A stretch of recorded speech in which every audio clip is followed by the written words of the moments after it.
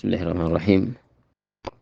الحمد لله رب العالمين، وبه نستعين على أمور الدنيا والدين، وصلى اللهم على نبينا محمد وعلى آله وصحبه أجمعين. أما بعد، حديث الصباح الذوق الإسلامي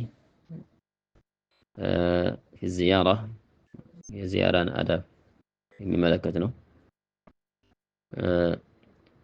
قال رسول الله صلى الله عليه وآله وسلم: يا الله ملكتني عنده بلوان من اطلع يتملكت سوال في بيت قوم ወደ ሰዎች ቤት ውስጥ የተመለከተ بغير إذنهم ያለ ፍቃዳቸው ወደ ሰዎች ቤት ውስጥ እንደዚህ በስለላ የሚመለከት ማለት ነው። فقد حل لهم ለነሱ በእርግጥ ተፈቅዶላቸዋል أن يفقعوا عينه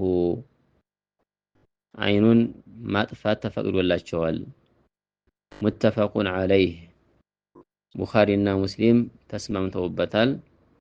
رواه البخاري ومسلم. اطلع ማለት نظر خلسة ከስርቆት ተደብቆ የሚመለከት ማለት ነው። الى داخل البيت ወደ ቤት ውስጥ ወዳለው ነገር هذا الحديث في الرجل يطلع على بيت الرجل الآخر بدون إذنه. ይህ ሐዲስ አንድ ሰዎች ጋር ዚያራ ሄዶ ሳይፈቅዱለት ወደ ቤት መመልከትን ክልክል መሆኑን ነው የሚጠቁመው። ያለ ፍቃድ ወደ ሰዎች ቤት የሚመለከት በቀዳዳ ያጮለቀ የሚያይ ሰው فلصاحب البيت ለዛ ለቤቱ ባለቤት أن يفقع عينه አይኑን ማጥፋት ይችላል። እማ بحجر በድንጋይም ሊሆን ይችላል። يحذفه ድንጋይ እንደዚህ ወርውሮ ሌላ ሐዲስ ላይ فخذفته بحصاة ይላል። ጠጠር እንደዚህ ወርውረህ ብትመታው ምንም አትጠየቅም የሚለው ሌላ ሐዲስ ላይ ዘገባ ላይ መጥቷል። ወይም በሆነ ነገር እንደዚህ በእንጨት ነገር ብትወጋው ወይም በስለት ነገር እንደዚህ ብትወጋው او باي شيء يفقع به عينه ያለ ፍቃድ ሲመለከት እንደዚህ ድንጋይ ወርውረህ ብትመታው መጀመሪያ ማስጠንቀቂያ ታሰጠው ማለት ነው። ምንም ተጠያቂ አትሆንም ነው። وهذا من باب العقوبة ነው ይላሉ። ይሄ ቅጣት ነው። على هذا الفعل الحاصل ድንበር በመተላለፉ ላይ የሚገባው ቅጣቱ ይህ ነው።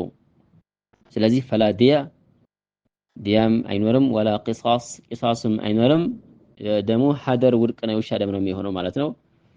ولهذا ለዚህ ነው ቡኻሪ በዘገቡት ሐዲስ ላይ አነስ ብን ማሊክ ረዲየላሁ ተዓላ عنه በሰለፉት ሐዲስ أن رجل የሆነ ሰው ይላል اطلع في بعض حجر صلى الله عليه وسلم ወደ ነብዩ صلى الله عليه وسلم ቤት ወደ ጓዳ ሲመለከት ነብዩ አለይሂ ሰላቱ ሰላም እንደዚህ ቀስ ብለው ተነሱ ይላል።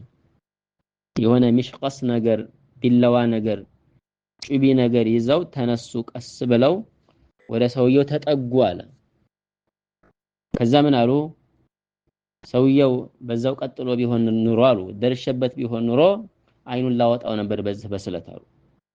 ከዛ ምን አሉ ቀጥለው በዛው ሐዲስ ላይ وقال انما جعل الاذن ፍቃድ ያስፈልገው ፍቃድ መጠየቅ አስፈላጊ የሆነው አሉ من اجل البصر ለአይንና ለበሰር ሲባል ነው። ሰዎች ተገላልጠው ሊሆን ይችላል ብለና ከዚህ በፊት የሰዎችን አይብ ጓዳ ውስጥ ያለ ነገር መመልከት ነው የሚሆነው። ስለዚህ ይሄ ህገወጥ ስራ ነው።